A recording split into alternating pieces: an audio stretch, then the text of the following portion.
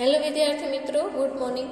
આજે આપણે ધોરણ 7 સામાજિક વિજ્ઞાન સેમ 2 એમનો યુનિટ નંબર છે 5 વનવાસી, વિચરતી જાતિ અને સ્થાનિક સમુદાય. શું કીધું કે વનવાસી, પછી વિચરતી પછાત જાતિ અને જે સ્થાનિક સમુદાય છે એના વિશે આપણે વિદ્યાર્થી મિત્રો ચર્ચા કરશું.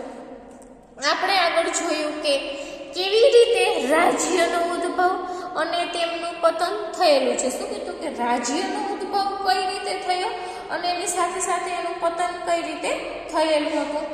આમ છતાં નગરો અને ગામોમાં નવી કળાઓ, હસ્તકળાઓ અને ઉત્પાદક પ્રવૃત્તિઓનો વિકાસ થયો. હવે શું કીધું છે કે જે રીતે ઉદ્ભવ થયો તેમનું પતન થયું. આમ છતાં નગરો અને ગામોમાં એક નવી કળાઓ છે, હસ્તકળાઓ છે, ઉત્પાદક પ્રવૃત્તિઓનો શું છે તો કે વિકાસ થયો.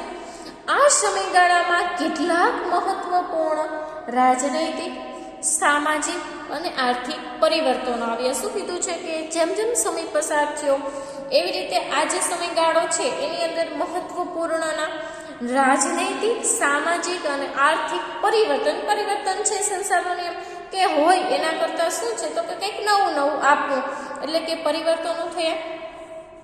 પરંતુ સામાજિક પરિવર્તન બધી જગ્યાએ એક સરખું ક્યારેય ન હોય. શું કીધું છે કે સામાજિક પરિવર્તન છે એ બધી જગ્યાએ સરખું હોતું નથી.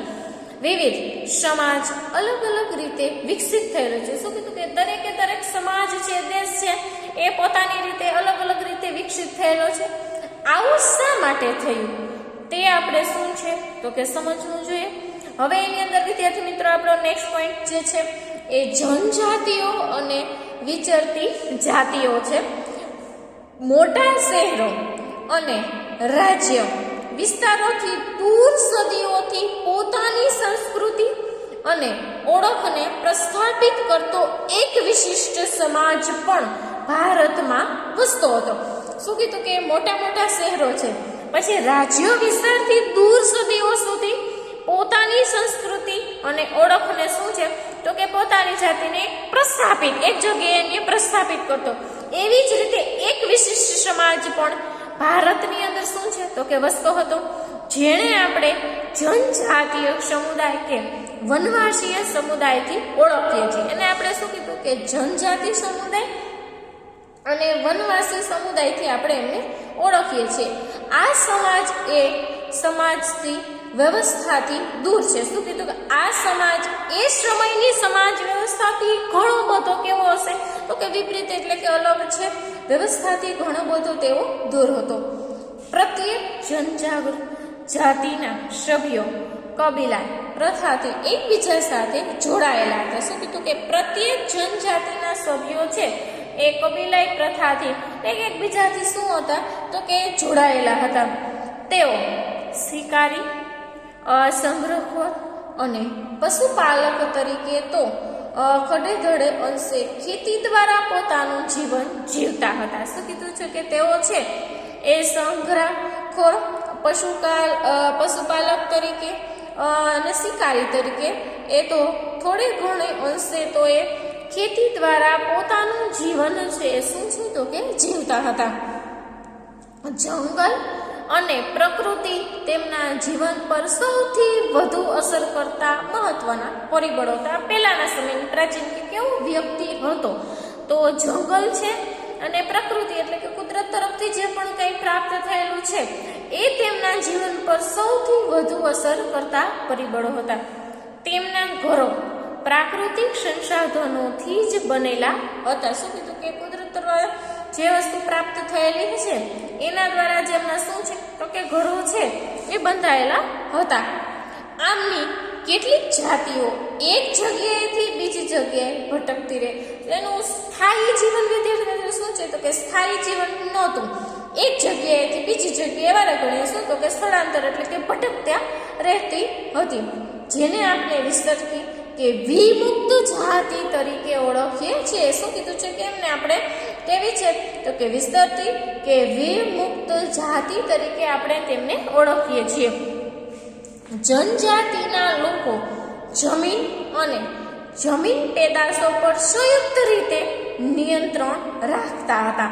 શું કીધું છે કે જનજાતિના લોકો છે જમીન અને જમીનની અંદરથી જે પણ કાંઈ પેદાશો છે એનું ઉપર શું છે તો કે સંયુક્ત રીતે તેઓ નિયંત્રણ રાખતા હતા અને પોતાના બનાવેલા નિયમોને આધારે પરિવારમાં તેમની વહેંચણી કરતા. શું કીધું કે પોતાના ઘરની અંદર જે પણ કાંઈ નિયમ બનાવેલો હોય એમાંથી શું છે તો કે તેમની વહેંચણી કરતા. તેઓનું જીવન સામૂહિક સ્વરૂપનું હોવાથી તેમની અર્થવ્યવસ્થામાં પણ સામૂહિકતાનો સિદ્ધાંત જોવા. શું કીધું કે સાથે રહેવાવાળા એટલે શું આવશે તો કે તેનું જીવન છે સામૂહિક સ્વરૂપ, સાથે રહીને સામૂહિક જીવન હોવાથી એમની અર્થવ્યવસ્થા પણ છે એમના પણ એને શું કર્યું તો કે સામૂહિક સિદ્ધાંત એમની અંદર આપણે જોવા મળશે.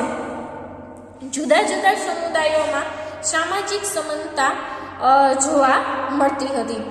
ઉપખંડના વિવિધ ભાગોમાં ઘણી મોટી જનજાતિઓનો વિકાસ થયેલો છે. શું કીધું કે ઉપખંડના જે પણ કંઈ ભાગો છે એની અંદર જનજાતિનો ઘણો બધો વિકાસ થયેલો જોવા મળે છે. સામાન્ય રીતે તેઓ જંગલો, પહાડો, રણ અને દુર્ગમ જગ્યાઓ પર નિવાસ કરતા હતા. શું કીધું કે સામાન્ય રીતે કઈ જગ્યાએ તો કે જંગલ છે, પહાડ છે, રણ છે, દુર્ગમ જગ્યાઓ પર તેઓ એટલે કે તે જ જગ્યાએ રહેતા એટલે કે નિવાસ કરતા હતા. કેટલીક વાર તેમના કરતા વધારે શક્તિશાળી સમાજ સાથે તેમનો સંઘર્ષ પણ થતો. શું કીધું કે એના કરતા પણ જે કોઈ પણ શક્તિશાળી છે એવા સમાજ સાથે પણ તેમનો સંઘર્ષ થતો હતો.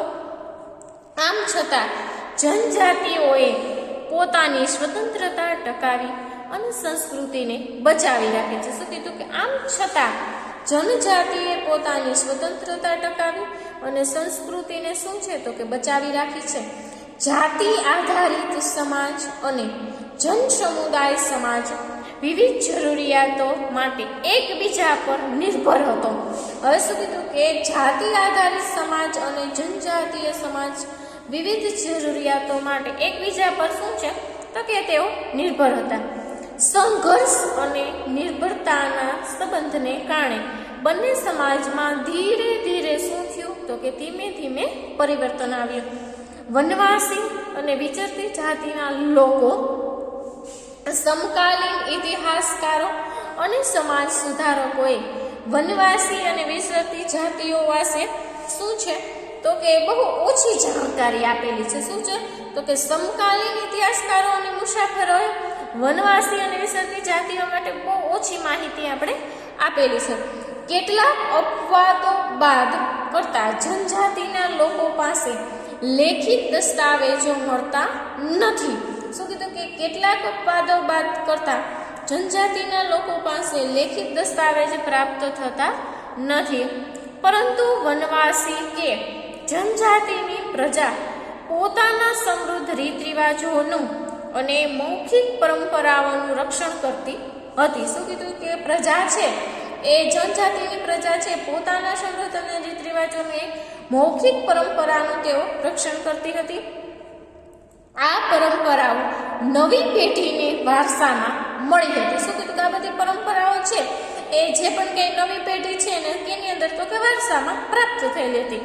વર્તમાન ઇતિહાસકારો જનજાતિઓનો ઇતિહાસ લખવા માટે આવી મૌખિક પરંપરાઓનો પણ ઉપયોગ કરે છે. શું કીધું છે કે વર્તમાન હાલના જે ઇતિહાસકારો છે આવી જનજાતિઓનો ઇતિહાસ લખવા માટે મૌખિક પરંપરાઓનો પણ તેઓ ઉપયોગ કરે છે. ભારતની મુખ્ય જનજાતિઓના ક્ષેત્રો છે.